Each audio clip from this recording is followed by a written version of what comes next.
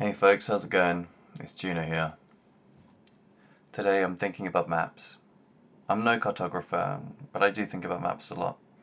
I think about the way that maps take the world as it is, give us a different perspective on it, and oversimplify it for utility purposes, so that it has a function and we can actually use it. I find it remarkable how it's able to clearly define things in a way that lets you know what's applicable to which situation. It gives you train lines, it gives you rivers, it gives you motorways, it gives you local roads. It breaks it up into all kinds of different ways that different people at different times can use how they need to. But it also gives you the context to see the different things in their own significance. I watched some films earlier, two specifically. One was called Moon, starring Sam Rockwell. The other was called Ad Astra, starring Brad Pitt and Tommy Lee Jones. I'm going to want to talk about them a bit later, but they'll have something to do with this as well. For the time being, what I want to focus on is language. Okay, this idea of language. Language is a way to get somebody from A to B cognitively when we want to express concepts or emotions. So my take on language, perhaps why I feel that I have a unique gift with language, is because I'm not a very well educated man, but I go out of my way to be informed. So when people talk about a subject, quite often I know something directly or tangentially related to that subject. And having quite a good grasp of the English language, I can be rather articulate with that language as well. Now, why do I reference maps in terms of language?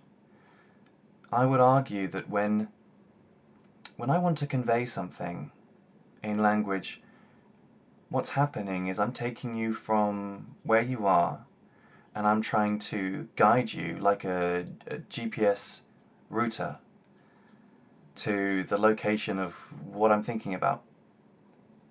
This can be a place, or it can be an idea, it can be just a simple description, but what it is I'm showing you through language the route that we need to build to give relevance to the specific entity that's being discussed. Like a map, entities have their own place in context to the rest of their environment. So, to be specific about their environment, you could speak to my knowledge as the speaker, but also the knowledge of the listener, and bridging that gap to impart something seemingly important.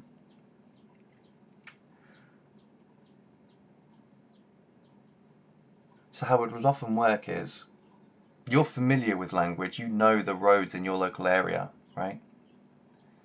This is the language that you're familiar with, and I'm going to use that language to navigate us to a place maybe you haven't been before, but as long as you're familiar with how roads get navigated, and you're familiar with a bunch of the roads surrounding that area, the directions I give you should make some sense.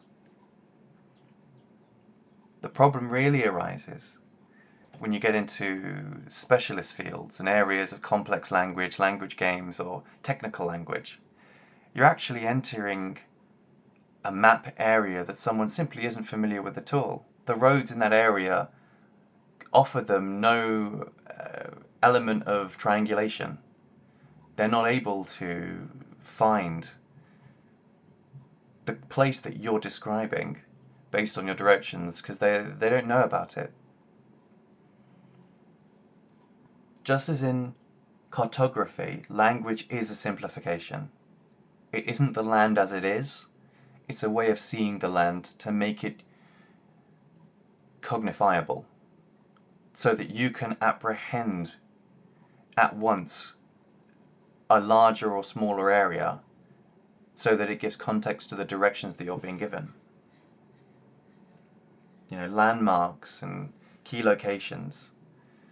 A turn at the corner here, or a junction where you have to make a decision, and then you're directed one way or another, and that can lead you to certain places.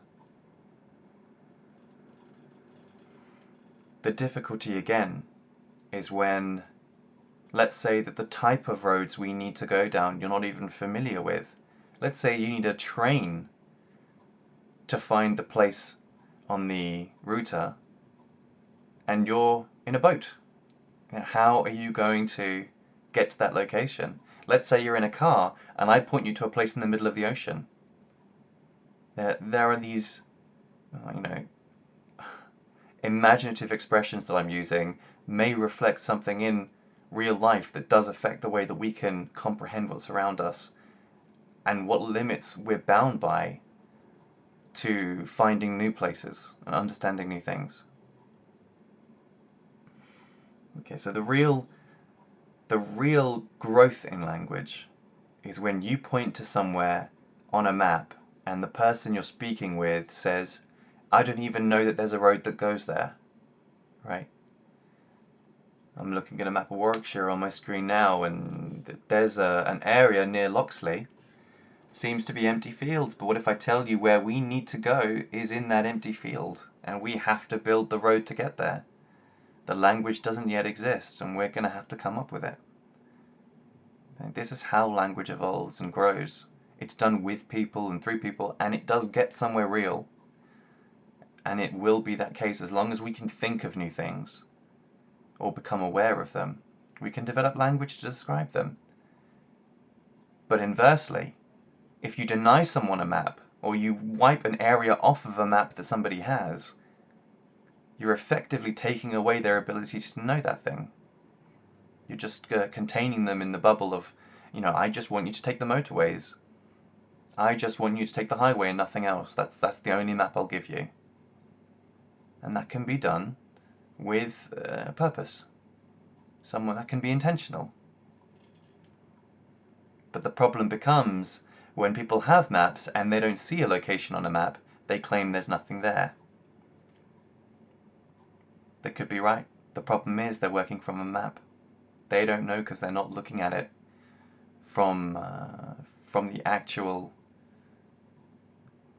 perspective in real life. They're looking at an interpretation. But we need these interpretations. They do formulate the world around us in a way that we can be cognizant of. We can actually use it when it's stripped down to its significant figures.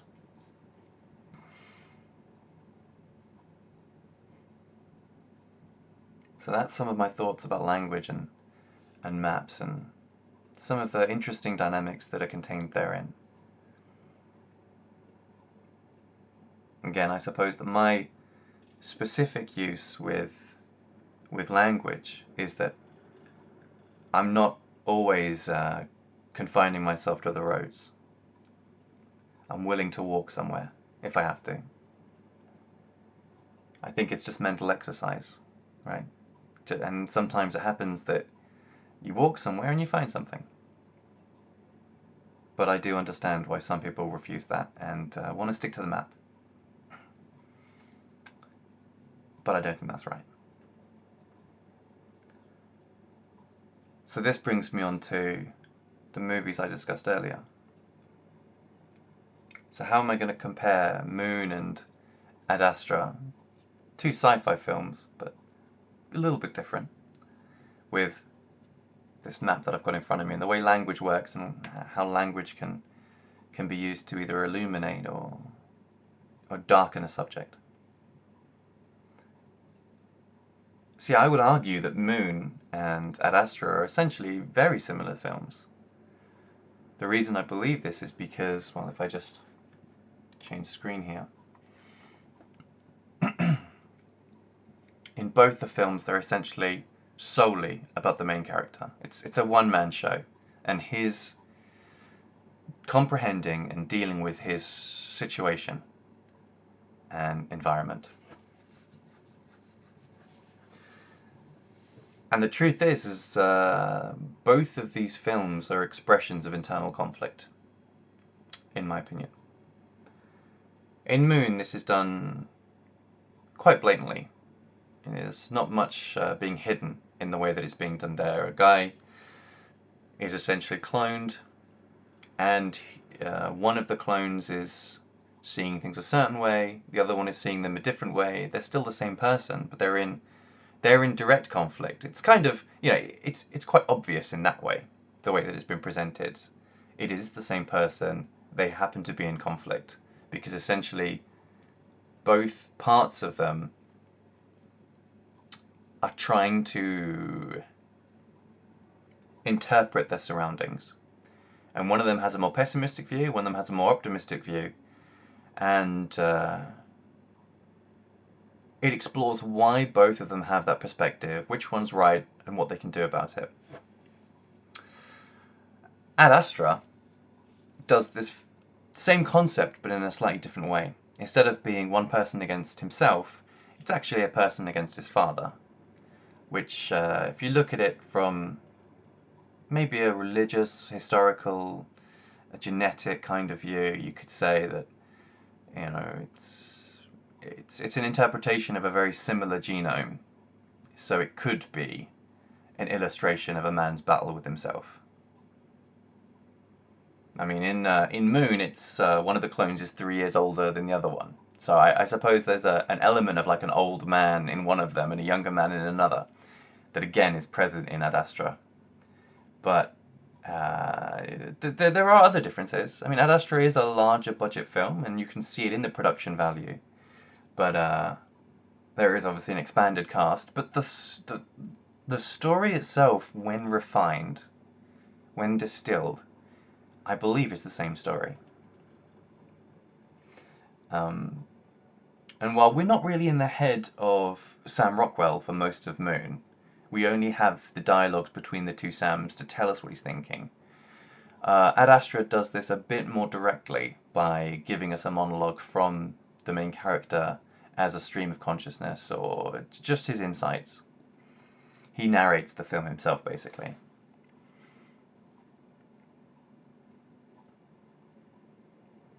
And he's in conflict. He's in conflict with his father. In both films, how you're meant to feel about the characters is never fully disclosed. It can lead to both films being quite confusing, to be honest. But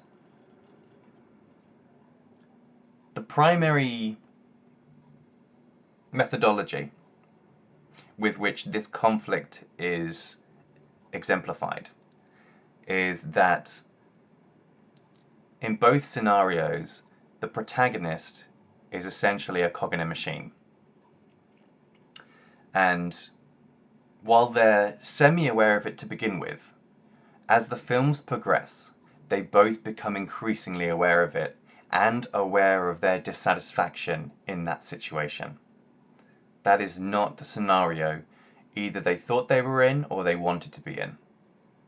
And they're both trying to deal with it, find a way to bring some closure, bring a sort of a reckoning into that imbalance. I don't want to spoil the endings of either films because I'll be honest, I enjoyed them both. I did enjoy them both. I did enjoy Ad Astra. I thought it was interesting because it did flesh out more the concepts of the breakdown when a man realizes he's caged. When that is, he reveals it. That I found that more interesting with Ad Astra.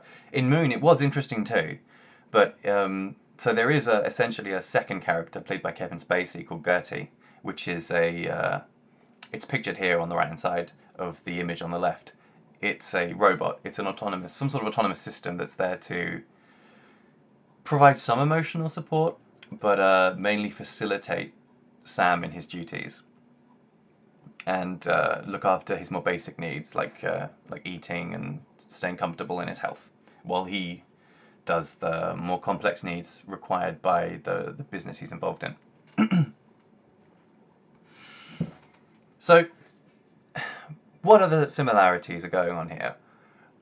The primary similarity is that there is a grand deception, right? If we look at the narratives, the primary similarity in narratives is there's this grand deception. In both scenarios, both main characters are essentially being deceived for one purpose or another. And in this, I find the films to be very thought-provoking about how does one begin to identify a deception if it's encompassing your life. And yeah, very, very interesting. And I had a few thoughts on it. So why does this relate to the maps I showed you earlier? Alright, so the truth is that Ad Astra is much more direct about this specific feature than Moon is. But essentially what happens is the main characters negotiate their lives by becoming the best machine cogs they can, given their own limitations. They are somewhat signed up to the idea of being cogs in the machine, as long as they think that they know what the situation and the deal is. They're complicit. What obviously comes out is that they're not aware of what the real situation is, and then they try and escape this this environment that they've consented to be in. But as with maps, these characters compartmentalize, and they simplify, and they reduce their environment right down to the most simplistic, navigatable dimensions. As I said, Ad Astra is far clearer about this element of the plot. This feature of the film is a lot clearer, where through giving his monologues, Brad Pitt's character is able to really show you how simplistically he views the world, how autistically he views the world, actually. It's very, just systematized and reduced. And he's distant and alienated, and he doesn't process emotions correctly, and things just roll over him, right? They just go past, and that's what it was, and there's no greater thought given to it.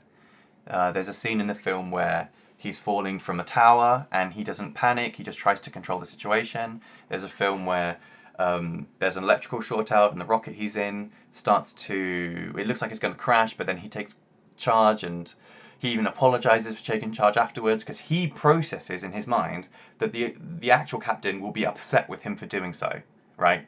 He will feel affronted that his life was saved because it took some power away from the captain. And so he says, I hope you understand why I did that, and of course I won't file anything in the report, that sort of thing. In fact, in a strange way, like, Brad Pitt's character in this film is played like an idol, right? The autistic idol.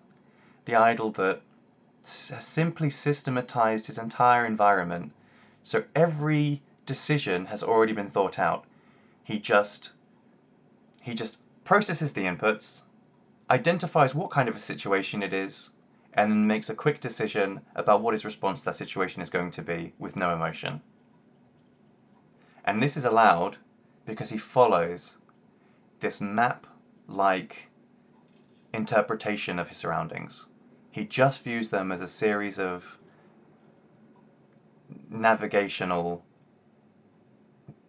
commands. He just knows that this is a road, that's a path, this is a train track, that's a river, and he sees that there's ways of going from A to B, right?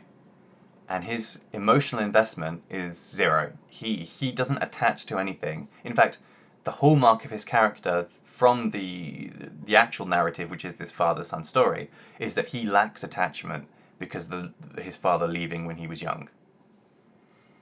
And there's this like breezing reference to a relationship he had that didn't work out. But as he has no children of his own, it's kind of like, I guess it's difficult to place correctly in the film. It just seems to be like it's there as an example, but it doesn't hold any narrative constructive value to it. It's just showing something about him. Sam Rockwell's character does a similar thing, okay? But it's the inverse with him. He's overly emotional, okay? So he doesn't share this autistic view of the world. He's overly emotional about his deception, where he breaks down and cries and has cognitive dissonance about what's going on, from the character that's already invested years of his life in actually maintaining the station and doing his job. The character that's brand new to the station, you see here on the left image in the center of the image, he's not as invested, so he's not as cognitively biased to see what's actually going on. He just realizes that we're clones and we've been screwed over, and this was never meant to be the deal. But because, as I said, because the other Sam is so much deeper in, he refuses to admit that for a long time until things are really bad, and then he can begin to see that would actually explain a lot of the situation. He only allows himself to even investigate in small amounts towards the end, before he makes that decision, that realization. So why is this important? Why is this important? Well, I think the conflict inside yourself is incredibly important. I think if you have investments in life, if you have emotional attachments, if you have things that you want even, then navigating life becomes fraught with difficulties, potentially. How are you to know what's a deception and what's real? We all want to know what's real. Nobody is, unless you're entirely emotionally invested in simply being happy, you just want the physical sensation of happiness. In which case, then you can be invested in the deception. At that point, if that's your only goal and objective, or not being somehow ostracized from a group, or something of that nature, then you can allow yourself to be wholly decepted and accept that that's the case. Like, accept that there are inconsistencies with what you're being told and what's happening, and then just go along with it. Right? You could basically accept being a drug addict. Your only interest is the maintenance of your happiness, and the ramifications of that are not relevant, simply not relevant. All right, but if there's something else you want, okay, so why do we even want truth? All right, as I said, in both films, as it becomes more apparent, they are simply cogs, even though to some degree they've agreed to do that, and they're trying to be the best cogs they can be. It begins to fall apart because the moment that they want something that a cog wouldn't want, or a cog, in air quotes, shouldn't want, the system betrays them. The system, it can't be there for them. They've now gone beyond their usefulness to the system, so the system's going to abandon them, or even worse, imprison them. Like, try to actively stop them from propagating. Okay, so why is the truth important then? Well, the truth is important for a lot of reasons. I would identify truth with closeness to reality. Maybe we can't directly experience closeness to reality. Maybe it simply is. It's alien to us, and we must interpret it from what we can experience or rationalize. However, this is the basis of what we would describe as image. All right, image in the public conception of image, not image in this notion of a physical image that you can see. They're clearly related, but they are two separate concepts. Something's image is the signs and signals that give you a notion of what properties it has. Controlling image is the restriction or broadcasting of pieces of information that describe those qualities. And sometimes those descriptions are inaccurate, but beneficial. If they're inaccurate, but beneficial, the image will improve, and with improved image comes improved success and survivability. So think about that very carefully. Because we can't know the truth, the reality of something directly, we somewhat or almost entirely rely on images and something's image. And because of that image, we will then make decisions based on its utility. Not just us, but everyone, the community, the society. We make those decisions based on that. Now, understanding that leveraging the society as a whole requires a certain image, or even leveraging the affections of a single individual requires a certain image, it becomes paramount that we are able to take control of that image and craft it in whatever way is most beneficial, somewhat regardless of the truth of the matter. That is, its relation to reality. So we come back to this situation. Why truth? What's important about truth? Well, I've already stated that at least in my understanding, it's something's relation to reality. But why does things have to be good to be real or real to be good? What's relevant about the reality of something? So my argument here would be that the reason we want things to be real or to be accurately displayed to us, we want to have true information about something that reflects its reality as closely as can be known, is because that allows us to both make better predictions, maximize our potential in terms of predictions and our actions. All right, so what we're doing at the moment and what we think we're going to do. Also, what you could know, but that's a bit secondary. But the reason we want to have true information about anything or everything is because then we can accurately make predictions or interact with that thing. Alright, so let's take a scenario then where we're concerned with an input and an outcome. So I want to bake a cake, right? Baking a cake is not a simple process. There are lots of things that happen, but there are certain steps you can take to maximize your potential of baking a cake, get the best cake you can out of it. If the recipe is accurate, is as close to reality as possible, you are more reliably going to get a better cake out of that process. However, if the recipe is full of inaccuracies or describes situations that are not close to reality, maybe describe situations that are not pertainable to your situation, you are less likely to have a successful outcome. And since our survivability is derived directly from our success, in most situations, success is almost always desired.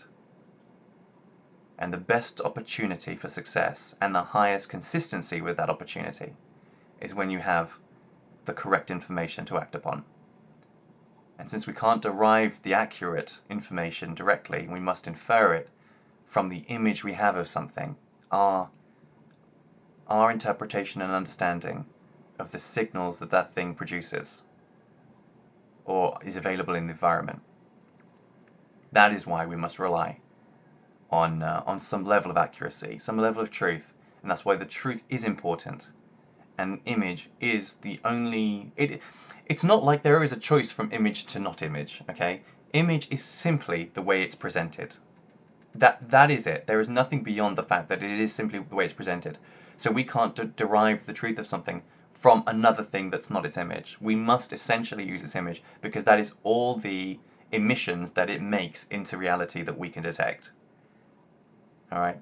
That there is nothing beyond that, so we rely on its image.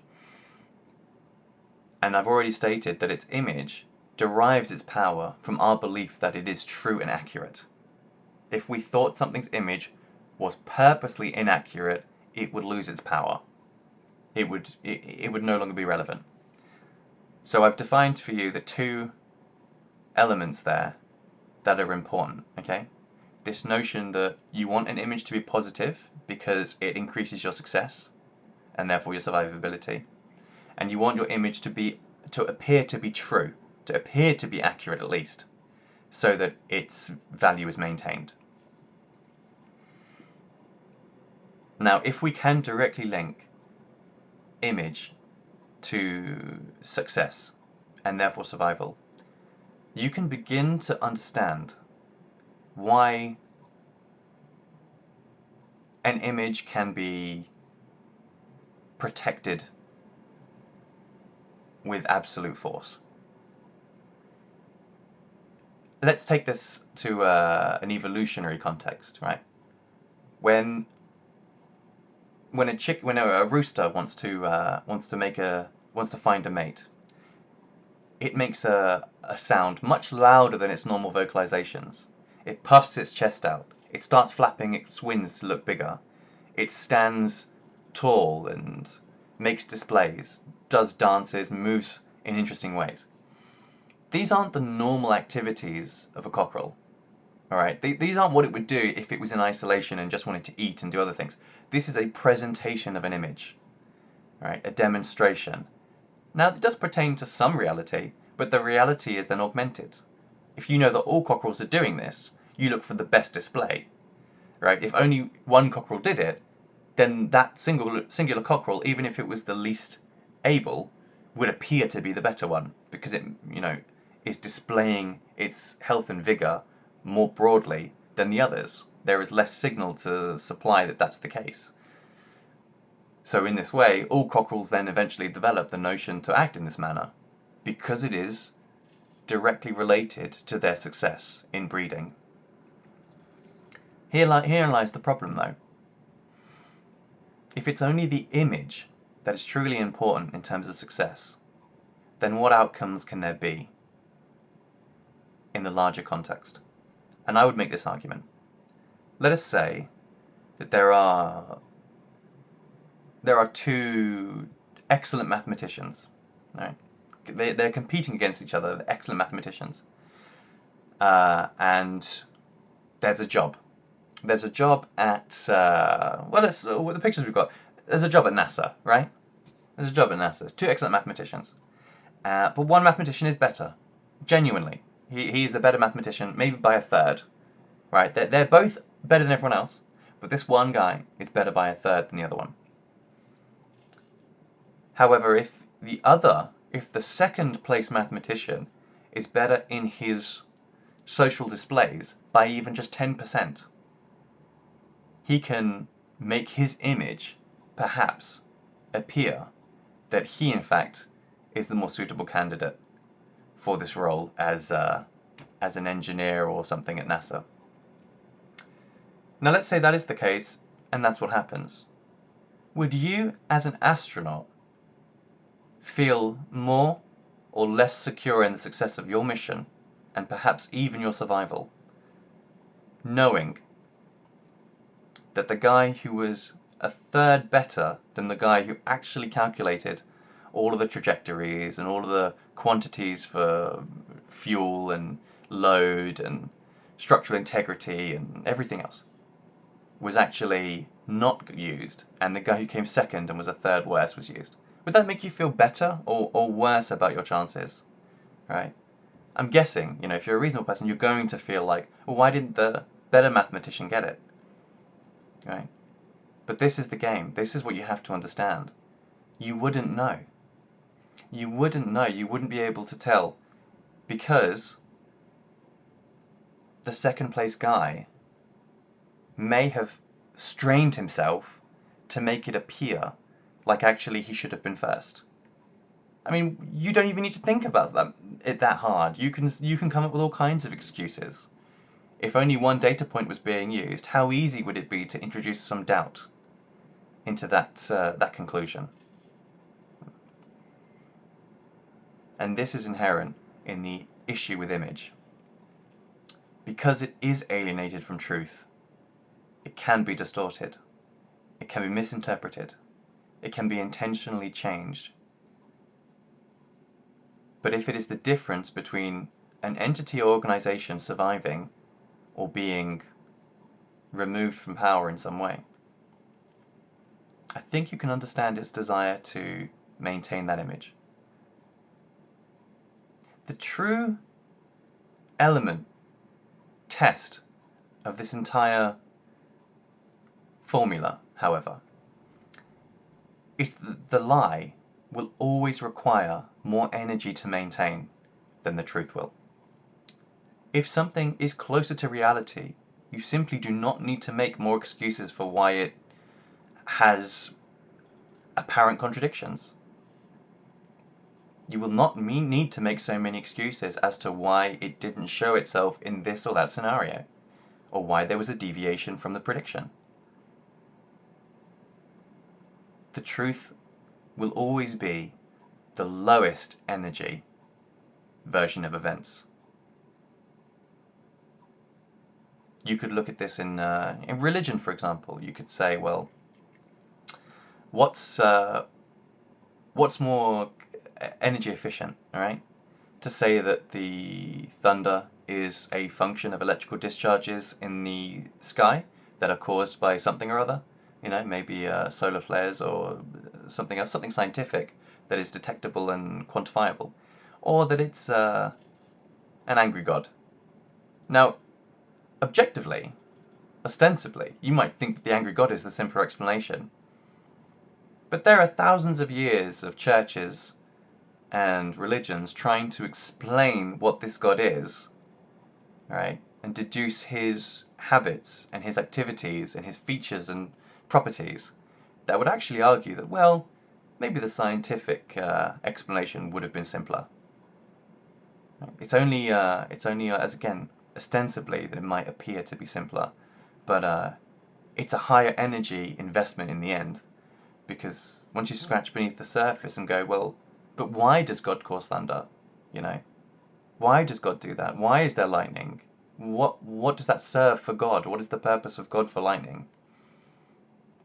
What's God like? Why is he the kind of person, the kind of being to throw lightning? How does he make the lightning? What does he do? And then you can, well, he's magical, and he's an angry God, and but then you can continue. Why is he angry? And how is he magical? What magic does he use? It's only if you accept. Simply having a shorter sentence does not mean you have a simpler answer, because there are shorter sentences that beg longer questions, and there are longer sentences that maybe beg none at all.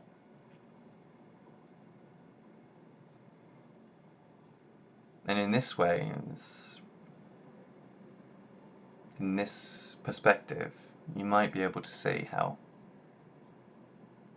if you commit yourself to a false image, if you believe a false image, it needs to be constantly reaffirmed, because the truth is just behind the surface, always peering out through the cracks, offering you an explanation that the lie can't quite manage, and it needs to contort itself in so many directions to cover.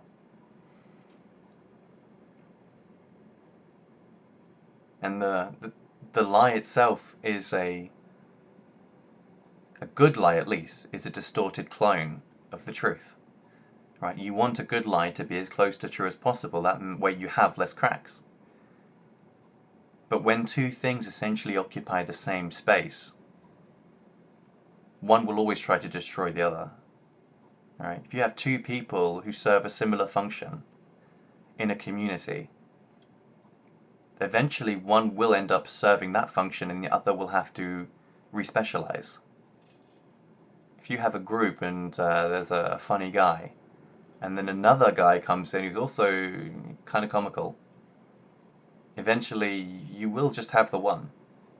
There will just be one person in the group who serves that function, and the other will either have to do something else or just be looked at as just not funny, just a lower version of something else. That is a very difficult role to maintain. That will cause you internal conflict, to try and resolve that. So the truth is always going to be the lowest energy state, and a lie is always going to require energy to maintain. Require re-indoctrination, new demonstrations. And it's going to need to be enforced on some level. You very rarely have to enforce the truth, right? But there is this problem. As long as we have options and skepticism, we're going to have things that are inaccurate, things that are essentially lies, intentional or not, things that do not reflect reality, but some interpretation, because there are still gaps, there are still missing parts of our understanding that we haven't fully rectified with reality. I think I'm going to stop there. I've gone on for quite some time, but I hope that was informative. I hope you enjoyed that. I think I'll be doing another video soon. I want to speak more, specifically from these films, but also at large, about systems of control, and about the internal conflict that you may have being a member of a society that is imprisoned but free at the same time. You know, you are given freedoms, but only within the confines of something specific, and you have to resolve in yourself if that is enough freedom for an individual or not. All right. Anyway, thanks very much for listening, guys. Hope you have a good one. See you around.